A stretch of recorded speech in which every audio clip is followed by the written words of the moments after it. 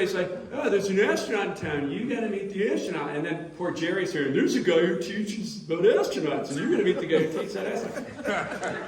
So merciless nagging got to Jerry, and he invited me over. And this is actually an interesting fun fact. I showed up, and Jerry was at the doctor, and they were checking his hearing, and he had trouble hearing from all his days of flying jets and stuff. I had just come back from the ear doctor, and they were about to tell me I had a brain tumor. I didn't know it at the time, and I was just getting my hearing checked.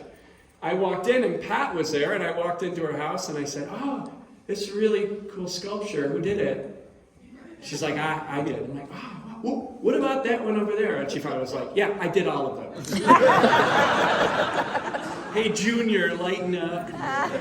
By the time Jerry came in, I'm like, hang on there, astronaut, we're talking. And I fell in love with Pat that day. Todd, you got on board here. Now, folks, all of that music came from this man's heart. It was great.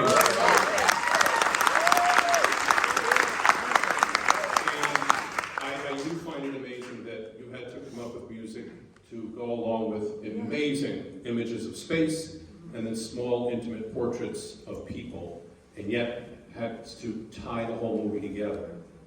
How did you start approaching that? That's a lot of ground to cover. I probably wouldn't have done it if I'd known there was going to be 83 pieces of music. But Bill sent me a rough cut of the movie with all of these beautiful songs in place, and I've been in the business a real long time, so my wife and I watched the movie. We loved the movie so much. And she was the Joanna. She's here tonight. Joanna! Hey. You know, she probably wouldn't have wanted me to do this after these last 2 years either. But literally, she said, you know, I don't know how to tabulate how much money it's costing just to use those pieces of music. It's got to be close to $1 million, right? And we knew at that point, no one's ever going to see this film unless somebody bites the bullet and creates some songs and creates some music. There are 10 songs, I think. You probably didn't notice, you know, there's a lot of songs in there. And most of them were written for the film. They're pieces and parts of songs. I now have to go back and finish the rest of the song. But literally, I always say, if I do my job right, you really won't notice the music, but you'll feel it in your heart. Yes, yes.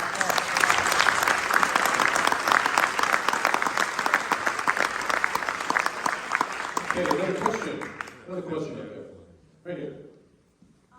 First of all, this was so amazing, and I really hope that you bring it to Huntsville because they're going to go crazy for this.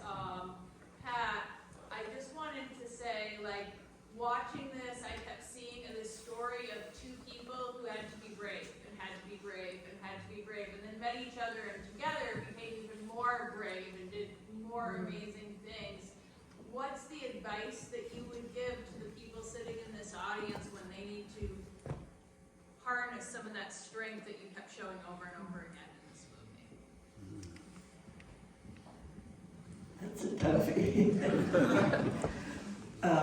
But basically take a long time to answer, but I'll make it quick. Persistence. Never give up.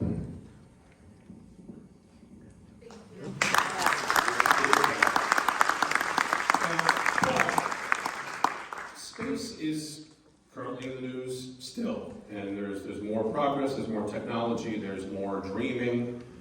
How do you see that as it evolved from the era of this film? And can you tie this together a little bit? Sure. I think you look at it, and you know, Bill was talking about the money for the film, and they were looking for, you know, a high-level historian. And with, you know, because of the money they picked me, world history teacher.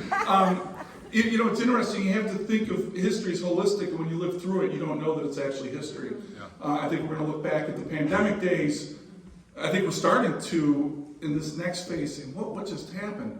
And so when you look at even the new space flights that we're seeing, everybody's acting like it's never happened before. Similar to the continuum work that was so brilliant. That probably the most undertaught part of history is continuity. I think we always focus on the change, but what is it that stays consistent throughout? And it has to be, history's, it's sad, it's difficult, life is challenging. And it's good for us to know that, but people, as you just said beautifully, and I'll take that with me in my heart tonight, that perseverance that we have to have from learning from what we did in the past, and then we write the chapters of the book that are coming down the road. So when you look at the space program, that's in us. But when all of us are involved, and all of us are involved in the next chapters, that's when the real magic comes from any type of human endeavor.